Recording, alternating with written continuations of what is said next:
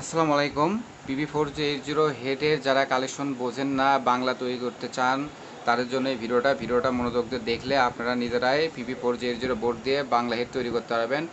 একবার এই বোর্ডটা ব্যবহার করে দেখেন, এটার অসাধারণ পারফরমেন্স আপনার বাংলা বোর্ড থেকে অনেক দূরে রাখবে। বাংলা বোর্ড দিয়ে আপনারা ভোল্টেজ ঢুকাতে পারেন না, 5050 ঢুকলে অটোমেটিক নষ্ট হয়ে যায়। আপনি এখানে 6060 সরাসরি 6060 ভোল্টেজ দিয়ে ভালো এক পেয়ার মালের অ্যাম্পলিফায়ার তৈরি করতে পারবেন।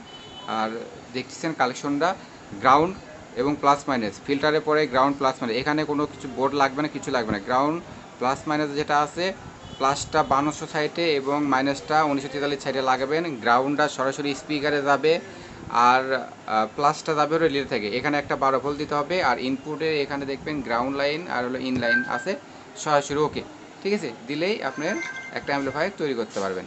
দেখেন সাউন্ড টেস্ট। ভিডিওটা ভালো লাগলে সবাই চ্যানেলটাকে সাবস্ক্রাইব করে দেবেন। সবাই ভালো থাকবেন। আসসালামু আলাইকুম।